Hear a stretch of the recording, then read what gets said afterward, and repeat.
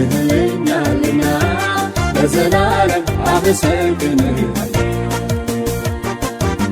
አድርገህልኛልና ለዘላለም አመሰግንሃለሁ አድርገህልኛልና ለዘላለም አመሰግንሃለሁ አድርገህልኛልና ለዘላለም አመሰግንሃለሁ አድርገህልኛልና ለዘላለም አመሰግንሃለሁ አድርገህልኛልና ለዘላለም አመሰግንሃለሁ አድርገህልኛልና ለዘላለም አመሰግንሃለሁ አድርገህልኛልና ለዘላለም አመሰግንሃለሁ አድርገህልኛልና ለዘላለም አመሰግንሃለሁ አድርገህልኛልና ለዘላለም አመሰግንሃለሁ አድርገህልኛልና ለዘላለም አመሰግንሃለሁ አድርገህልኛልና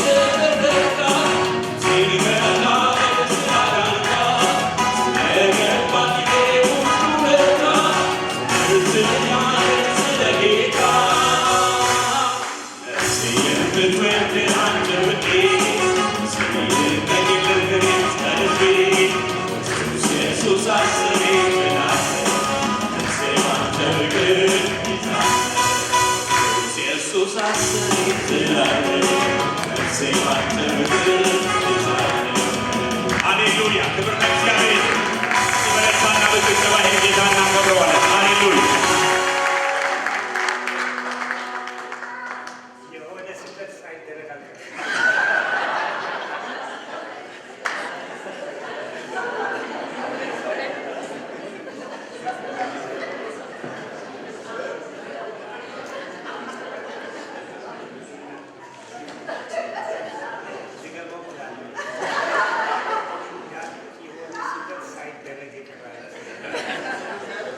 ስህተት ተደርጓል። ስህተቱ ግን ምን መሰለህ? እስከ ዛሬ ድረስ ይህን አለማድረጋችን ነው።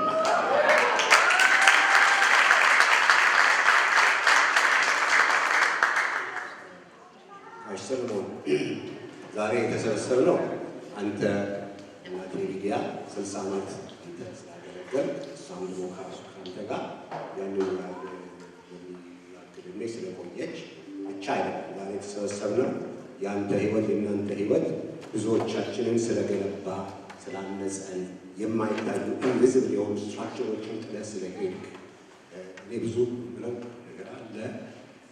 ግን የተሰበሰብንበትን ምክንያት ሁሉም እንዲያውቅ በተለይ ደግሞ አንተ እንድታውቅ ብዙ ጊዜ የራስህ ነገር አይታይህም። ብዙ የተውከው ነገር አለ። ግን የተውካቸው ነገሮች ሁሉ የሚታዩ አይደሉም። የማይታየው ሰውነታችን ውስጥ ያሉ ናቸው። እና ስላንተ እግዚአብሔርን እናመሰግናለን። እዚህም የተሰበሰብነው እግዚአብሔርን ለማመስገን ነው። አንድ ህግ አለ፣ እዚህ የወጣ ህግ የሚመሰገን አንድ ሁለት ብቻ ነው። አንደኛ የሰራዊት ጌታ ልዑል እግዚአብሔር፣ ሁለተኛ ደግሞ እኛን በጽናት ያገለገለን ጋሽ ሰለሞንና እትዬ ሊዲያ። ሌላ የሚመሰገን ሰው የለም። እኔም ማንንም አላመሰግንም። እና ምስጋና ካለ ወደ እግዚአብሔርና እግዚአብሔርን በታማኝነት ላገለገለ ለጋሽ ሰለሞን ብቻ ነው። እና አመሰግናለሁ። ፓስተር ኃይሉ መሰረት ይፈልጋል።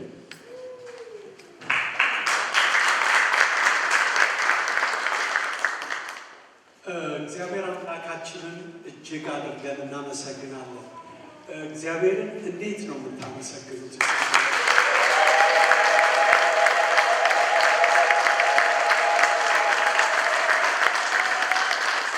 እግዚአብሔር ትውልድ ሲወድ፣ ቤተ ክርስቲያን ሲወድ ሰው ነው የሚሰጠው። ላለፉት 50 ዓመታት እኔ ደግሞ በህይወት ኖሬ ምስክር ነኝ። ለእውነትና ለእግዚአብሔር ክብር መቆም ይሄን ቤተሰብ ዋጋ ሲያስከፍል አውቃለሁ። አላስፈቀድኳቸውም። አንዱን ፒስ ብቻ ልናገር። በአንድ ወቅት የኤርትራና የኢትዮጵያ ጦርነት ሲነሳ ጥፋቱ የዚህ ቤተሰብ ነው ያሉ ነቢያቶች ነበሩ እና ከባድ ሸክም ተሸክሞ ለወንጌል ያለፈ ቤተሰብ ነው። የሚታዩ የማይታዩ ብዙ ዋጋዎች ተከፍለዋል። እግዚአብሔር አምላካችን እጅግ ትልቅ ነው። ስለዚህ ከሁሉም በላይ ክብሩን እሱ ይውሰድ።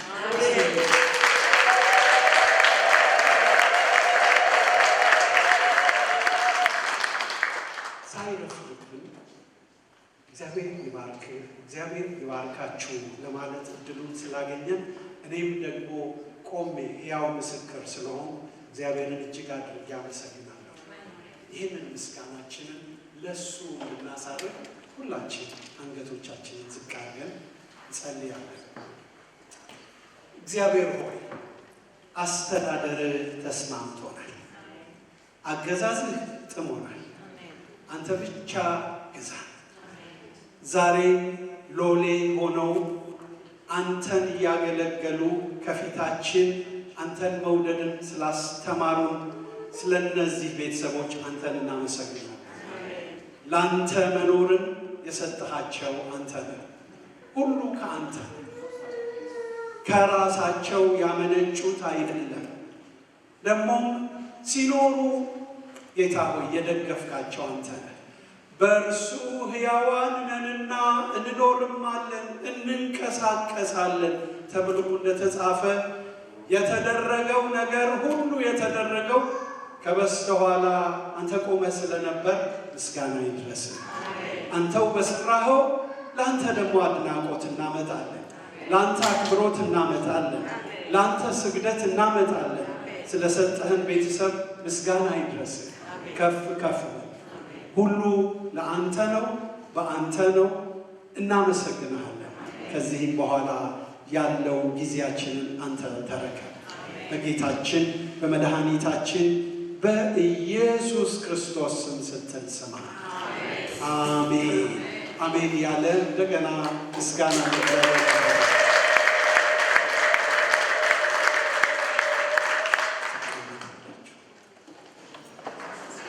ከዚህ በኋላ ወደ አምልኳችንን እንቀጥላለን። ከዛ በኋላ ያሉትን መርሃ ግብር በየሰዓቱ እናሳውቃቸዋለን። እንደሚያስረስ ወደዚህ ይመጣና አብረን እንሰማለን።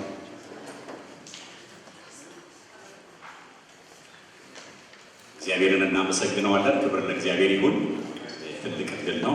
ሰለሞን ጥያቄ እግዚአብሔር ይባርካችሁ። እግዚአብሔርን እናመሰግናለን። በኋላ የምንለው ለእግዚአብሔር ምንችል ሁሉ እንነሳና እግዚአብሔር ያደረገው በጎነት እያሰብን እናመሰግናለን።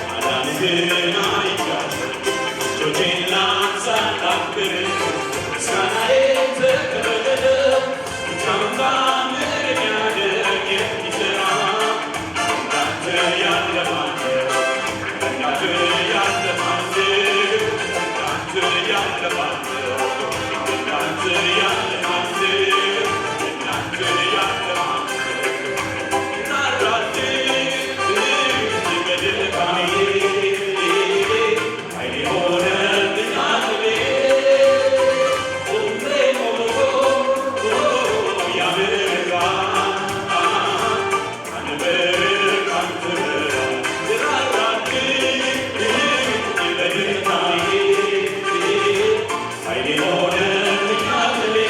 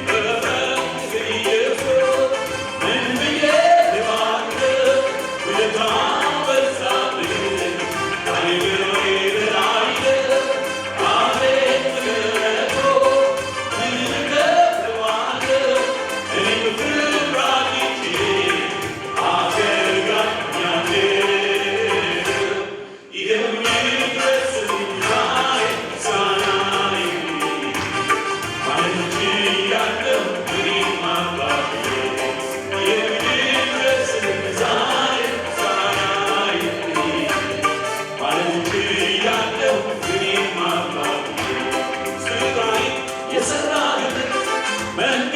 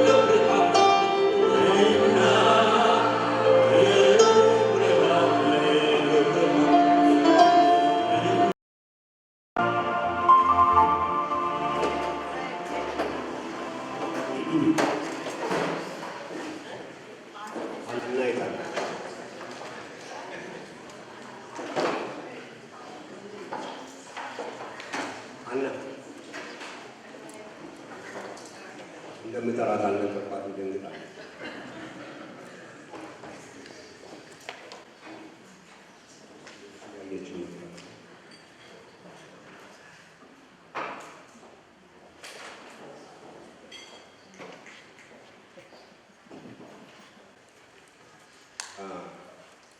ሰለሞን እኔና እሷ በ14 ዓመቷ እኔ በ15 ዓመቴ ነው የምናውቀው እና ከዛ ጊዜ ጀምሮ እኔ ግንበኛ መሆኑን አርኪቴክት መሆኑን የማውቀው ግን ብዙ ጊዜ ይፈጃል። እስካሁን ሳልጨርሰን ስራው እነ ጋሽ ሰለሞን እዚህ እንዲመጡና አብረውን እንዲሆኑ ከአና ጋር ተነጋገርንና ጋሽ ሰለሞን ጋር ደወልኩና ጋሽ ሰለሞን ትመጣለህ ወደዚህ ስለው አይ መምጣት ሀሳብ የለኝም፣ ግን ኮምፔር የሚያደርግ ነገር ካለ እመጣለሁ አለ። ከዛ ወዲያ ኮምፔር የሚያደርግ ነገሮች እየፈለግን ከልጆቹ ጋር ቴሌቪዥን ወደ በኋላ አነጋገርናት እና እዚህ መጣ። እግዚአብሔር ይመስገን አብረን ያለ ነው። ይህን ጊዜ ለማግኘት አብረን እድል አገኘን ማለት ነው። ብዙ ነገር ማለት እፈልጋለሁ። የምችለው ብዙ ነገር ማለት እችላለሁ። የኔ ከጋሽ ሰለሞን ጋር ያለኝ ኢንካውንተር የሚጀምረው እንደ ማንኛውም ሰው ከተወለድ በኋላ ስንወለድ 100% እግዚአብሔር የሰጠን ሁሉ ነገር አለ፣ በመንፈስም በስጋም። ከዛ በኋላ ግን በህይወቱ ስንኖር ከልጅነታችን ጀምሮ ያ 100 እየተቀነሰ አንዳንዱ እየነበዘ፣ አንዳንዱ እየተሸረፈ፣ አንዳንዱ እየተሰበረ ጋሽ ሰለሞን ሳገኘው የብዙ ስብርባሪዎች ነበሩ ውስጤ በመንፈስ በጣም ብዙ ዲቴል ውስጥ መግባት አልፈልግም። እና ጋሽ ሰለሞንን ሳገኘው እነኛ በጣም የሚያሰናክሉና በተለይ ሰው አእምሮ ውስጥ መንፈስ ውስጥ ስባሪ ካለ ስንጣቂ ካለ ብዙ ሊራመድ አይችልም። ዴይሊ ላይፍ በትምህርትም በሁሉ ነገር እና በአንድ ኢንካውንተር ክላስ ውስጥ ሆነን ለእኔ ሂሊንግ ጀመረ። ጋሽ ሰለሞን አያውቀውም፣ ምን እንዳለ ማያውቅም። አይዶንቲንክ አያውቅም፣ አልነገርኩትም። ግን ከዛ በኋላ ውስጤ ያለው የመሰራት የመጠገን ስራ የጀመረው በጋሽ ሰለሞን ምክንያት ነው።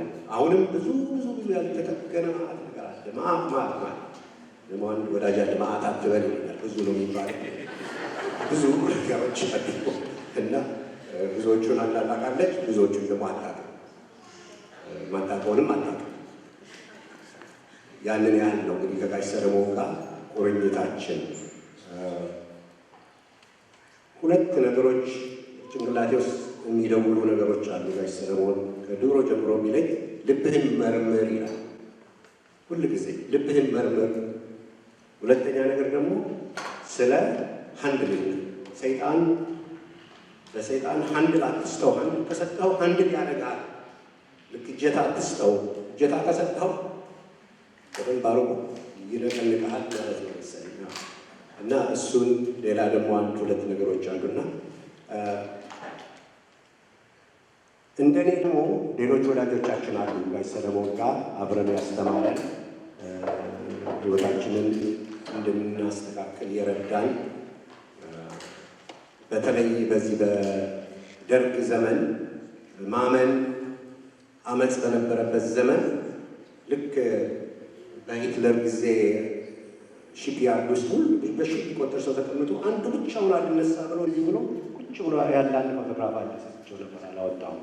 እዛ ላይ ሁሉ እጁን አምስቶ እንደዚህ ሲል ያ ሰውዬ አሻፈረኝ አለ። ጋሽ ሰለሞን አሻፈረኝ አለ። በዛን ጊዜ መንግስት ላይ ያመፀ እርምጃ ይወሰድበት ተብሎ እርምጃ ያልተወሰደበት አማጺ ነበረ። በዛን ጊዜ ለሰራዊት ጌታ ልዑል እግዚአብሔር ያመፀ እና ብዙዎቻችን ልባችን እንዳይሰረቅ የረዳን እንደዚህ በመቶ ቆጠሩ ሺህ የሚቆጠሩ ሰዎች ካሪዎች ሰብስበው ሲያወያዩ ተነስቶ እነኚህ ፒኤችዲዎቹ ይሄ ስለ ቁስ አካል የሚተነትኑት ዳይሌክትሪካል ማቴሪያሊዝምን በደንብ አድርጎ የሚያስተምሩት እነሱ ቁጭ ብለው እሱ መሀላቸው ቆሞ he becomes the lecturer everybody ጸጥ ብሎ እሱ ይሰማል። በቃ for 45 minutes እንደዛ ባለበት ሁኔታ ነው ጋሽ ሰለሞን ሲጋደል የነበረው ከእነኚህ ከኮሚኒስቶች ጋር እና በዛን ጊዜ እሱ በውስጡ አይ ቲንክ የሚያየው ነገር ነበረ፣ ሌሎቹም የማያዩት የእግዚአብሔር ኃይል እንዳለ የእግዚአብሔር ሰራዊት ያይ ነበረ እንደመሰለኝ አሁን ሰማ እና ብዙዎቻችን የማናውቀው ገጽታ አለው ጋሽ ሰለሞን። ብዙ ጊዜ ልወስድባቸው አልችሉም። ሌሎች ሰዎችም አሉ ቢናገሩ፣ ሀናም የምትናገረው ነገር ይኖራል። ሞኖፖላይዝ ማድረግ አልፈልግም። ለፍቶ ትለኛለች። እዚሁ የምትቆጭኝ ከሆነ እዚሁ ተቆጭኝ።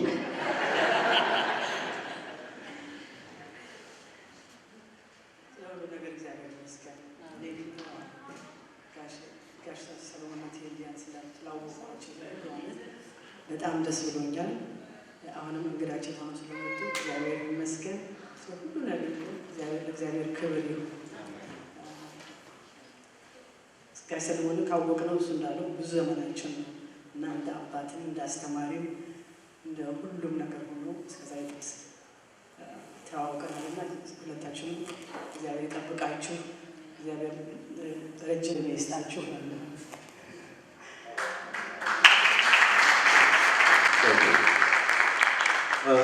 ጋሽ ሰለሞን ብዙ ደቀ መዝሙሮች አሉት ያፈራው። አንደኛው በታማኝነት ከልጅነቱ ጀምሮ ከሱ የሱ ተማሪ ነበረ። ስንት ዓመት ቢሆን 50 ዓመት ሆነ መሰለኝ። አሁንም በእግዚአብሔር ቤት በጣም ጸንቶ ያለ የጋሽ ሰለሞንን ጥሩ ተማሪ ቢባል የማያሳፍር በሂሳብም አንደኛ ነበር አይደል? ትምህርት ቤት መቶ ያገኝ ነበር። እኛ ትምህርት ቤት ውስጥ ብዙ በየዓመቱ ግራጁዌት ከሚያደርግ ክላስ በጣም የተመረጡ አሉ። ቶፕ በአልማዝና ምስራቅ ጊዜ ምስራቅ ነበረች። ምስራቅ ወስ ቶፕ ይሄ ሽልማት የሚሰጠው በቃ ይሄ ቫሌዲክቶሪያን የሚባል ነገር ሃይስት ግሬድ የሚያመጡ እና ምስራቅ ነበረች። ከዛ በኋላ ደግሞ አድነው ነበረ እና አድነው በቃ ምንም አያጠናም፣ ዝም ብሎ ክላስ ውስጥ ቁጭ ብሎ ማፍተት ነው። ካፈተተ በኋላ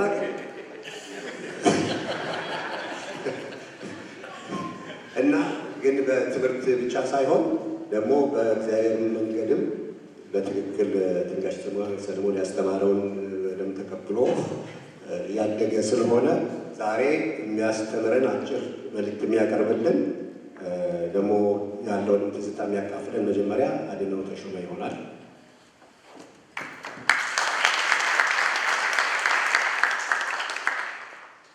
እንደተባለው የዛሬው ምስጋና ወደ ላይና ወደዚህ ብቻ ነው። ሌላውን ሁሉ አንቀበልም። እግዚአብሔር ይመስገን። ስለ ጋሽ ሰለሞን ሳስብ ጊዜን ለመጠቀም ብዬ ነው ዳይሬክት በዛ መገባ 4 ወይ 5 የሚሆኑ ቃላቶች አስቀምጫለሁ። እንግዲህ ጋሽ ሰለሞን ያው ቅድም እንዳሉት ሃይ ስኩል ከ9ኛ እስከ 12ኛ የሂሳብ አስተማሪያችን ነበረ። ከዛ ጊዜ ጀምሮ ነው ሃይ ስኩል ጀምሮ የማውቀው። በትምህርት ቤት ኮንቴክስት ጋሽ ሰለሞን ብዙ አስተማሪዎች አሉ፣ ግን he was approachable ከተማሪዎች ጋር። እኔ በአማርኛ ቃላት ብዙ ይሄን ያህል አይደለሁም፣ ግን ግብቡ ብየዋለሁ። ሰለሞን ልክ ነው። approachable ያስኬዳል ወይዳ ግብቡ ወይም ለመቅረብ የማይከብድ አስተማሪ ነበር። ሌላው ደግሞ የማየው ኳሊቲ ጋሽ ሰለሞን ትሁት የእግዚአብሔር ሰው ነው። ሪሊ አንድ ሰው የእግዚአብሔር ሰው የሚባለው ቃል ራሱ አሁን በጣም ዋጋው የቀለለ ነው። ይሄ ነው ሁሉም የእግዚአብሔር ሰው ነው የሚባለው፣ ግን በእውነት የእግዚአብሔር ሰው ለመባል አንድ ሰው ያስፈልጋል ብዬ ከምለው ከመስፈርቱ የመጀመሪያው ትህትና። ስለ ሙሴ ሲናገር የእግዚአብሔር ሰው ይለዋል፣ ግን በምድር ላይ ከነበሩ ሰዎች ሁሉ ትሁት ነበረ ይላል ስለ ሙሴ። ጋሽ ሰለሞን ትሁት የእግዚአብሔር ሰው ነው። ጌታ በማቴዎስ ላይ እንዳለው ቀንበሬን ተሸከሙ ከእኔም ተማሩ እኔ በልቤ የዋህና ትሁት ነኝና ለነፍሳችሁም እረፍት ታገኛላችሁ እንዳለ የዋህነትና ትህትናን በጋሽ ሰለሞን አይቻለሁ። ሌላው ደግሞ ከዚሁ ጥቅስ እንደምናየው ጋሽ ሰለሞን ከጌታ የተማረ ሰው፣ ከጌታ የተማረ ሰዎች ከተለያየ አቅጣጫ ሊማሩ ይችላሉ። ኢቨን ጳውሎስን ብናይ ጳውሎስ ምሁር ነበር አይደለም? ከገማልያል እግር ስር የተማርኩ ነበረ ይላል። ግን ከገማልያል እግር ስር የተማረው ትምህርት ኢየሱስን እንዲያሳድድ ያደረገው።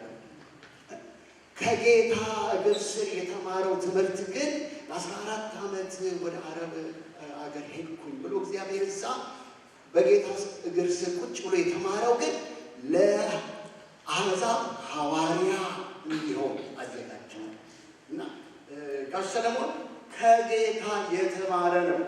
የእግዚአብሔር ቃል ምን ይላል? በሐዋርያት ሥራ 4:15 ጴጥሮስና ዮሐንስን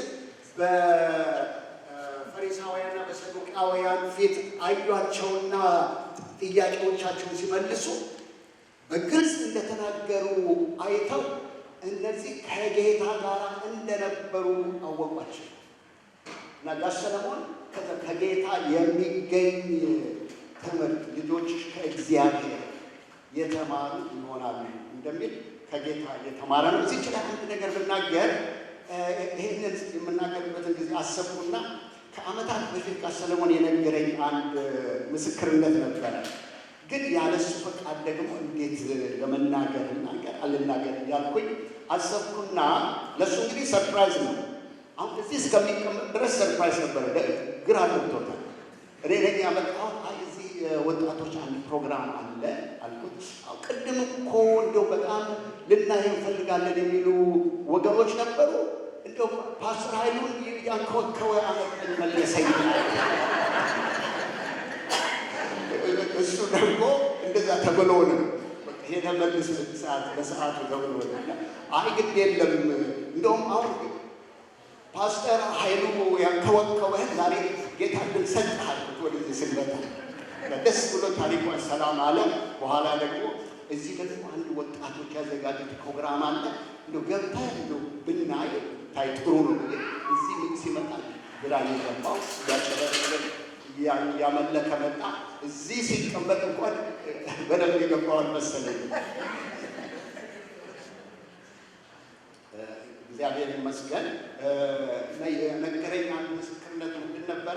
ትናንትና ደወልኩና ጋር ሰለሞን ታስታውሳለህ ያለ የነገርከኝን ምስክርነት አልኩኝና ስለዛ ተጨዋወትና እንደውም የበለጠ ክሊር አደረገልኝና እንደው ይህ ነገር አንዳንድ ጊዜ ይሄ ነገር የሚያንስ ስለሆነ እንደው ብናገረው ትፈቅድልኛለህ ወይ? አዎ ምን ችግር አለ? እንደውም አሁን የህይወቴን ታሪክ እንደዚህ አንድ ሰው እያዘጋጀ ነው፣ በዛም ያካትተዋል አለኝ። አይ ጥሩ ነው አልኩኝ። በቃ ልብ ያረፈ ምንድን ነበር ያለኝ?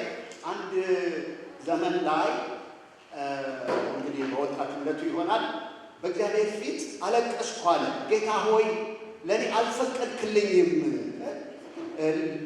እንግዲህ በኋላ ማለት መስተካከል ካለበት ያስተካክለዋል። እና ጌታ ሆይ እኔ እኮ አእምሮ ሰጥተኸኛል፣ ሁለትም ሶስትም እኮ ዶክትሬት ማግኘት እችል ነበረ፣ ግን አንተ በሩን ሁሉ ዘጋህብኝ፣ አልፈቀድክልኝም ብዬ በእግዚአብሔር ፊት አማርሬ አለቀስኩኛል። በኋላ በማግስቱ አንድ ሰው ከቤተ ክርስቲያን ከሌላ ቤተ ክርስቲያን ነው መጣና በር አንኳኩቶ ትላንትና የለመንከውን ልመና መልስ ጌታ አዞኝ የመጣሁት አለኛል። በኋላ ከፈለክ ሁለትም ሶስትም ዶክትሬት ማግኘት ትችላለህ፣ ጸጋዬ ግን ካንተ ጋር አይሆንም አለኝ። እና በኋላ እንግዲህ ያው የእግዚአብሔር መልእክት ተቀብሎ ጌታን አመስግኖ ያው አለ። ግን በእውነትም እኔ እንግዲህ ምናልባት ቅድም ዳኒ እንደተናገረው ለብዙ ዓመታት ከሚያውቁት ጥቂት ሰዎች መካከል በእነዚህ ዘመናት በሱ ሕይወት ያየሁት ከሁለትም ከሶስትም ዶክትሬት ካላቸው ምሁራን በላይ ከጌታ የተማረ ሰው። ክብር ለሱ ይሆን። ሌላው ደግሞ አንድ ያስተዋልኩት ነገር ምንድን ነው? ጋሽ ሰለሞን እግዚአብሔር በማስተዋል ብርታት የባረከው ሰው፣ በማስተዋል ብርታት። ኢዮብ 36 ቁጥር 11 ነው መሰለኝ ይላል፣ እግዚአብሔር በማስተዋል ብርታት ኃያል ነው ይላል። እና ያንን የእግዚአብሔርን የማስተዋል ብርታት ትንሽ ጠብ ያደረገበት ሰው ነው። እና ያንን የማስተዋል ብርታት አለው በሱ ሕይወት በሚያስተምራቸው በእግዚአብሔር ቃል ትምህርት ብቻ ሳይሆን በተለያየ ኤሪያ እግዚአብሔር ያንን የማስተዋል ቅባት የቀባው የእግዚአብሔር ሰው ነው። ሌላው ደግሞ እንዳኔ ጨረፍ አድርጎታል። በደርግ ዘመን እንደዚህ የአፖሎጂስት ጸጋ ደግሞ ያለው ሰው ነው። የግል ምስክር ስለሆንኩኝ በዚያ ጊዜ መጽሐፍ ቅዱስ እናንተ የምትሰብኩት መጽሐፍ ቅዱስ ተረት ነው፣ የአድሃሪዎች መጽሐፍ ነው፣ ባሮች ለጌቶቻችሁ ተገዙ የሚል የባሪያን ሰዓት የሚደግፍ መጽሐፍ ነው እያሉ በሚያንቋሽሹበት ጊዜ ከእግዚአብሔር ቃል ነጥሮ እያወጣ ባለጠጎቹ የሚያስጨንቋችሁ እነሱ አይደሉምን? እናንተ ግን ድሆችን ታስጨንቃላችሁ የሚሉትን አይነት ጥቅሶች እያወጣ እግዚአብሔር በእምነት ባለጠጋ እንዲሆኑ ድሆችን አልመረጠምን? እንደዚህ የሚሉትን ጥቅሶች እያወጣ ይወግታቸው ነበር። እግዚአብሔር ይመስገን። እንግዲህ ስለ ጋሽ ሰለሞን ይህን ያህል ካልኩ ይበቃኛል በጊዜ አንጻር። ዛሬ ጌታ በልቤ ያስቀመጠው ቃል አንድ እግዚአብሔር ሰው ሲናገር ምን አለ? የሰው ልጅ ሕይወት በሶስት ይከፈላል። የመጀመሪያው ክፍል በታናሽነታችን በልጅነታችን ዘመን የመማር ዘመን። የሁለተኛው ክፍል ደግሞ ያንን የተማርነውን በስራ ላይ የምናውልበት በተግባር የምንተገብርበት የመስራት ዘመን ነው።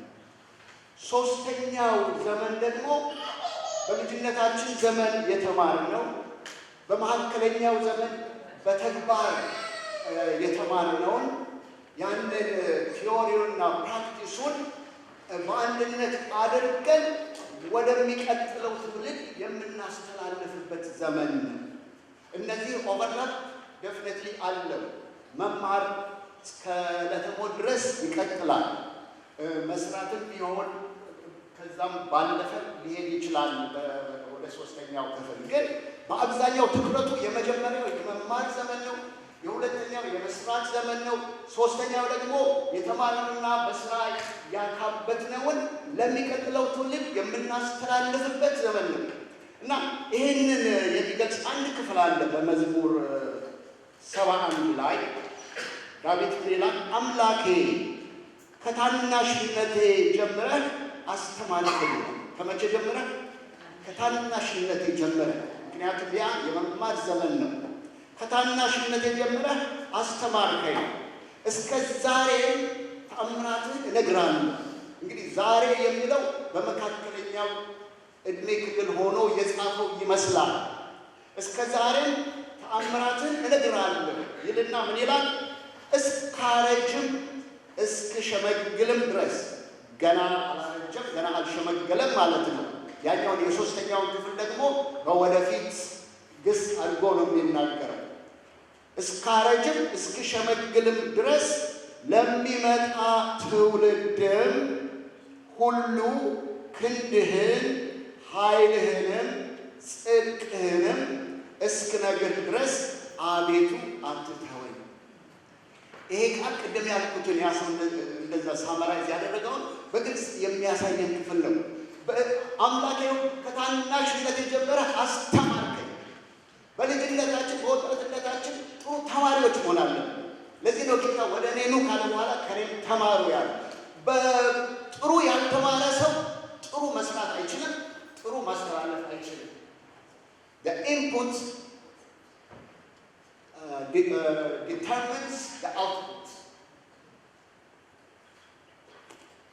አምላኬ ከታናሽነት የጀመረህ አስተማርከኝ፣ እስከ ዛሬም ተአምራትህን እነግራለሁ፣ እስካረጅም እስክሸመግልም ድረስ።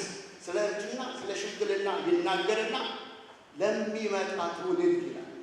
በዛ በማርጀትና በሽምግልና በሶስተኛው ተርም ለሚመጣው ትውልድ ነው መኖር ያለብን። እስካረጅም እስክሸመግልም ድረስ ለሚመጣ ትውልድም ሁሉ ክንድህን ኃይልህንም ጽድቅህንም እስክነግር ድረስ አቤቱ አትተወኝ።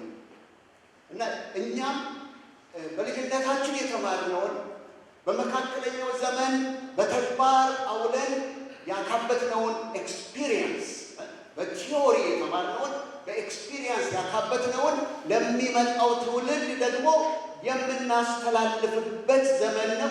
የምናስተላልፈው ደግሞ በጣም ይገርማችኋል። እዚህ ላይ እንደሚናገረው የምናስተላልፈው በንግግራችን በአንደበታችን ነው። እስክናገር ድረስ ክንድህን ኃይልህንም፣ የእግዚአብሔርን ኃይል ማለት ነው፣ የእግዚአብሔርን ብርታት፣ ሌላው ደግሞ ጽድቅህን፣ እግዚአብሔር በስራ ሁሉ ጻድቅ እንደሆነ የእግዚአብሔርን ማንነት፣ የእግዚአብሔርን ኃይልና የእግዚአብሔርን ማንነት ለሚመጣው ትውልድ እስክነግር ድረስ ነው የሚለው። አትተወኝ። የሚቀጥለውን ትውልድ የምናንጸው በምንናገረው ቃል ነው። የምንናገረውን ቃል በጣም መጠንቀቅ ያለብን ለዚህ ነው። የዚህ ተቃራኒ የሆነውን ደግሞ አንድ ክፍል እናያለን። እዚህ ላይ ዳዊት ነው እንደዛ የሚለው። ከመዝሙር 71 ታይትሉ ላይ የሽማግሌ ጸሎት ይለዋል። ግን አሁን እዚህ እንዳየነው ሽማግሌ የሆኑ አይደለም የጻፈው። ምክንያቱም እስካረጅ እስክሸመግል ይላል። ግን ለሽምግልና ዘመናችን የሚሆን ስንቅ ነው የሚነግረን። በሽምግልናችሁ በብርድናችሁ ጊዜ ዋና ትኩረታችሁ የሚቀጥለውን ትውልድ እንዳትበድሉ፣ ለሚቀጥለው ትውልድ ማስተላለፍ ያለባችሁን እንድታስተላልፉ ተጠንቀቁ ነው የሚለው። መዝሙር 73 ላይ ደግሞ አሳፍ የሚባለው ሰው የጻፈው ነው። መዝሙረ ዳዊትን በሙሉ በጥቅሉ የዳዊት መዝሙር እንለዋለን። ግን ያንን ዳዊት የጻፈው ምናልባት የዚያን ግማሽ ያህል ነው። መዝሙር 73 አሳፍ የሚባለው ሰው ነው የጻፈው። እሱ የሚናገረውን ደግሞ እናዳምጥ። እነሆ ስለ ኃጢአተኞችና ስለ ራሱ በጽድቅ ለመኖር ስለሚያደርገው ትግል ነው የሚናገረው። እነሆ እነዚህ ኃጢአተኞች ይደሰታሉ፣ ሁልጊዜም ባለጠግነታቸውን ያበዛሉ። እንዲህም አሉ፣ በውኑ ልቤን በከንቱ አጸደቅሁ፣ እጆቼንም በንጽሕና በከንቱ አጠብኩ። ሁልጊዜም የተገረፍሁ ሆንኩ፣ መሰደቤን በማለዳ ነው። ያመረረ ነው የሚናገረው። እኔ በጽድቅ ለመኖር እሞክራለሁ፣ ግን የተረፈኝ መሰደብ ነው፣ መከራ ነው፣ ዋጋ መክፈል ነው። ስለዚህ በጽድቅ መኖሬ ምን ይጠቅመኛል አልኩ ይላል። በውኑ ልቤን በከንቱ አጸደቅሁ፣ እጆቼንም በንጽሕና በከንቱ አጠብኩ። ሁልጊዜም የተገረፍሁ ሆንኩ፣ መሰደቤን በማለዳ ነው ይልና መጨረሻ ላይ ምን ይላል? እንደዚህ ብዬ ብናገር ኖሮ። ምናልባት ይህንን በልቡ ነው ያሰበው።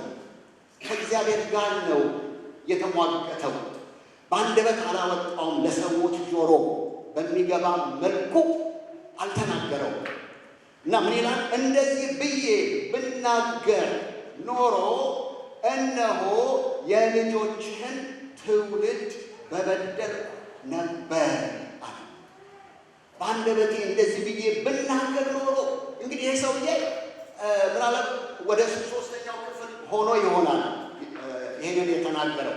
በዚህ ጊዜ ራሴን ማጽደቄ ከንቱ ነው፣ ራሴን በከንቱ አጸደቅሁ ብዬ ብናገር ኖሮ በዛ በአንደኛው ክፍል በሁለተኛው ክፍል ያሉ ሰዎች ይሄ ሰውዬ ይህን ያህል ዘመን ኖሮ ጽድቅ ዋጋ የለውም ካለ፣ ለጽድቅ መኖር ጽድቅን ነገር ማድረግ መክሰር ነው ካለ፣ እኛስ ስለ ጽድቅ ምን አስቸገረን? የጽድቅ ኑሮ አይረባም ብለው ይጥሉት ነበረ። የሚመጣውን ትውልድ እበድል ነበረ አለ። እንደዚህ ብዬ ብናገር ኖሮ አስበዋል፣ ግን አልተናገረውም። ስለዚህ የምንናገረው ነገር ወገኖች፣ የምንናገረው ከአንደበታችን የሚወጣው ቃል የሚመጣውን ትውልድ ሊያንጽም ሊበድልም ይችላል። እንደዚህ ብዬ ብናገር ኖሮ የሚመጣውን ትውልድ እበድል ነበረ ይላል። ስለዚህ አንደበታችንን በጣም መጠንቀቅ አለብን። በተለይ በ3ኛው ረድፍ ያለን ሰዎች የምንናገረውን ነገር በጣም መጠንቀቅ አለብን፣ መጪውን ትውልድ የሚበድል እንዳይሆን። የእግዚአብሔር ቃል ምን ይላል? መጨረሻ ላይ 1ኛ ጴጥሮስ 3:10 ላይ ሕይወትን ሊወድ መልካምንም ቀኖች ሊያይ የሚፈልግ እነዛ የ3ኛው ረድፍ ቀኖች መልካም እንዲሆኑለት ማየት የሚፈልግ ሰው ይልና መላሱን ከክፉ ከንፈሮቹንም ተንኮሉን ከመናገር ይከልክል፣ ከክፉ ፈቀቅ ይበል፣ መልካምንም ያድርግ፣ ሰላምን ይሻ ይከተለው ይላል። እና እግዚአብሔር ይርዳን፣ የሚመጣውን ትውልድ የማንበድል የምናንስ ምሳሌ የምንሆን ሰዎች ያድርገን። ጋሽ ሰለሞን እንደዛ አይነት ምሳሌ ሆኖልኛል። ለእኔ ለብዙዎቻችንም እንደዛ ሆኖልናል። እግዚአብሔር ይመስገን።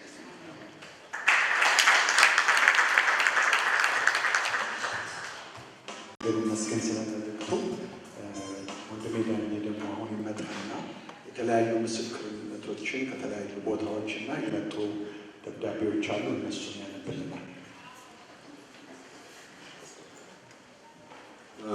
የዛሬ ስንት ዓመት እንደሆነ አላውቅም። አይ ቲንክ 35 ዓመት የሆነዋል መሰለኝ። ጋሽ ሰለሞን መጣ እና እዚህ ሲመጣ በጣም ኤክሳይትድ ሆኜ ተቀበልኩት። እኛ ጋር አረፈ። ድሮ ባይብል አካዳሚ ሆነን ጋሽ ሰለሞንን እኔ እና አንድ ጓደኛ መንግስት ደበሳ ይባላል፣ ሌሎቹ በቃ ስለ ሳይንስ፣ ስለ እግዚአብሔር መኖሩም አለመኖሩም ብቻ በጣም እንከታተለዋለን። ከእሱ ግራ አንጠፋም እና ደግሞ ያን ጊዜ እኔ የሆነ መጥፎ የጭራቅ መጽሐፍ አነብ ነበር። ይሄ አስትራል ትራቭሊንግ፣ ሳይኮሜትሪ፣ ክሌርቮያንስ ምናምን የሚባል ይሄ አካል መለየት ምናምን አይነት ነገር እና እሱንም አነሳበታለሁኝ። መጽሐፉንም ያህል ግን በቃ ልክ እኔና መንግስታ በቃ ከእሱ ስራ አንጠፋ እና እዚህ ሲመጣም ጓጉቻለሁ አዲስ ነገር ከእሱ ለመስማት እና መጣ። ብዙ ጊዜ አሳለፍን እና መንግስታብን ደወልኩለት። ያን ጊዜ መንግስታብ ፒኤችዲውን ጨርሶ ያስተምራል ዩኒቨርሲቲ። በኋላ ጋሽ ሰለሞን እዛ ሄደ እሱ ጋር እና 1-3 ቀን ነው እንደዚህ አገኘው። ደወለልኝ ካገኘው በኋላ እና በጣም ይገርማል። በጣም ነው የሚገርመው። ያኔ ልጅ ሆነ ይሄ ሰውዬ እንደዛ ሰማይ ላይ የካብለው እኛ ስላልተማርን ነው ብዬ አስብ ነበረ። ግን አሁን ፒኤችዲም ካገኘው ወዲያ እኔና እሱ መሀል ያለው ጋር ብስክል ደሴም ነው። ለጋሽ ሰለሞን አልነገርኩትም እና እሱን ሌላ ታሪክ ነው። እሱን አላገኘሁትም። ነገር ግን ሌላ ወዳጃችን አለ፣ አክሊሉ ሙላት ይባላል። የእኛ ከናድነው 1 ዓመት ወጣች ነው በመሰለኝ አክሊሉ የሆነ ነገር ማለት ስለፈለገ እና በዙም ሊጋብዘው ስላልቻልኩኝ ሰማው አልሰራልንም ዙሙ እና አክሊሉን ልደውልለትና አክሊሉ እሱም እንዳባቱ እንዳስተማሪው ማለት የሚፈልገው ነገር እንዳለ ነግሮኛል እና የእሱን ምስክርነት እንሰማለን።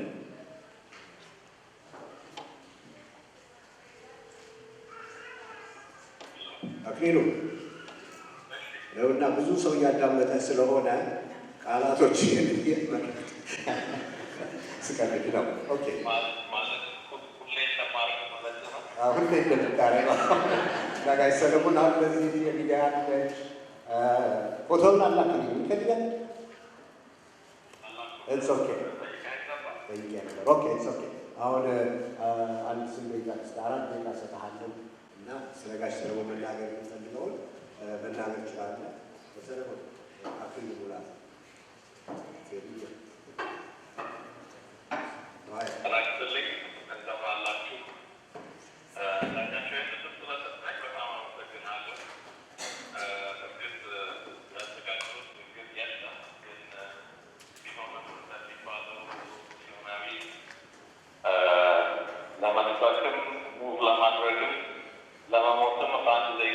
ማድረግ ይቻላል ይባላል። ስለዚህ ያለኝን እናገራለሁ። ጋሽ ሰለሞንን የማውቀው እኔ ዘጠነኛ ክፍል ስገባ የሂሳብ አስተማሪያችን ነበር እና ትውውቃችን ከነጮች አቆጣጠር ከ1974/75 እስከ 1978/79 በነበሩት 4 ዓመታት ውስጥ የሂሳብ አስተማሪያችን ነበር። በዚያ ጊዜ ማስታወሰው የምናገረው ከተሳሳት ጋሽ ሰለሞን ጋር ሊሆን ይችላል። ጋሽ ሰለሞን ወደ ባይብል አካዳሚ ለማስተማር ሲመጣ እኔም እዛ ስገባ የእሱም የመጀመሪያ ዓመቱ ነበር ባይብል አካዳሚ ለማስተማር ማለት ነው። እንደማስታውሰው የአዲስ አበባ ዩኒቨርሲቲ የስታቲስቲክስ ግራጁዌት ከነበሩት የመጀመሪያው ክላስ ግራጁዌት እንደነበረ እና ከዚያ በኋላ IBM ይሰራ እንደነበረ IBM ወደ ቻድ ልኮት እዛ ይሰራ እንደነበረ ያካፈለን ይመስለኛል ጀመር እና ከዛ ተመልሶ ከመጣ በኋላ ነው ባይብል አካዳሚ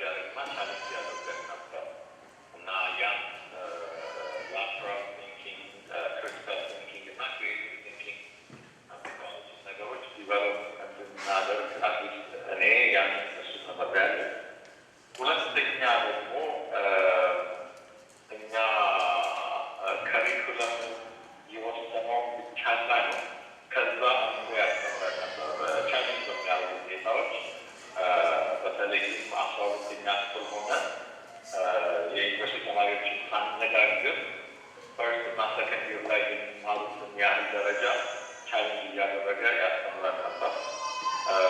ሶስተኛ ሌላ ቦታ ያላየሁት የግሩፕ ስራ እንድንሰራ ኢንከሬጅ እንደረግ ነበረ። ብዙ ጊዜ ብዙ አይነት ፕሮብለሞች ተሰጥተውን እነዛን በግሩፕ ሰው ባገን እንድናቀርብ ኢንከሬጅ እንደረግ ነበር። በተለይ 12ኛ ክፍል እንግዲህ ቲምወርክ እኔ ብዙ ያየሁት ወደ ሰሜን አሜሪካ ከመጣሁ በኋላ ነው። ያም ለእኛ ገላጭ የሆነ ነገር ነበር። ከዚህ ሌላ እንትኖች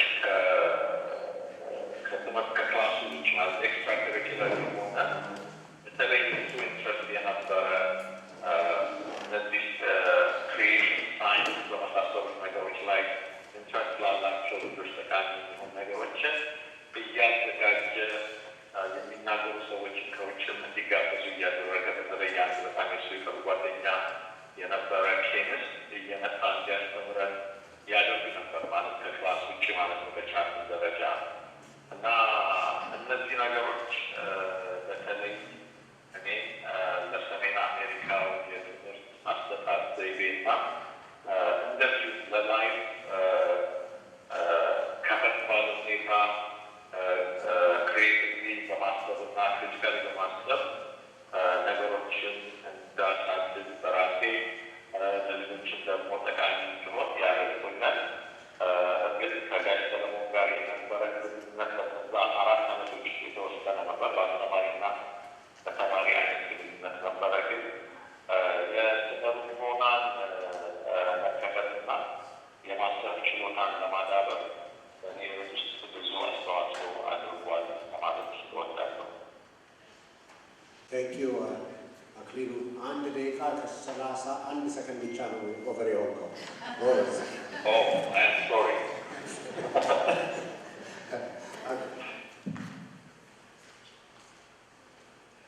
ኦኬ አክሊሉ፣ እንትኑን ሊንኩን እናስተላልፍልሃለን። ዩቱቡ ሰጥቷል፣ በእንትን ታየዋለህ።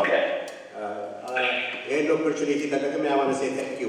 እዛ ብዙዎቻችሁ ጨውበር እዛ ትምህርት ስናሰራ አወጣችኋል ገንዘብ። እኔ እዛ ሰሜን ስሙ ጎንደር የነበርኩ ጊዜ ማይሰብ ግንባር የነበርኩ ጊዜ እና እዛ ትምህርት ቤቱን ስናሰራ የሆነ ዩናይትድ ኔሽንስ ገንዘብ ሰጥቶ በጎን በኩል የሚሰራ አንድ ህንፃ ነበር እና እሱን የሚሰሩ ሰዎች የሆነ ነገር ጥቅም ተጠቅሞ ይመስለኛል የልጆቹን ትምህርት ቤት ለሶከር ያዘጋጀነው ለስፖርት ቦታውን ወሰዱብኝ። እዚህ ነው የምንሰራው እና የሆነ አንድ ነን ፕሮፊት ኦርጋናይዜሽን ሜክ ስቶሪ ሾርት አክሊሉ የዛ ነን ፕሮፊት ኦርጋናይዜሽን ካናዳ ቤዝድ ነው። ማዘር ኦርጋናይዜሽን የዛ ቦርድ ቼር እንደ አጋጣሚ እሱን ሳት ደወልኩለት። ያ አንደኛ ሰዎች በአንድ ጊዜ አስተካክለው የተማሪዎቹን መሬት መልሰው ተራራውን ተንተርሰው ድልድይ ሰሩ እና አክሊሉ ቴንክ ዩ ሶ ማች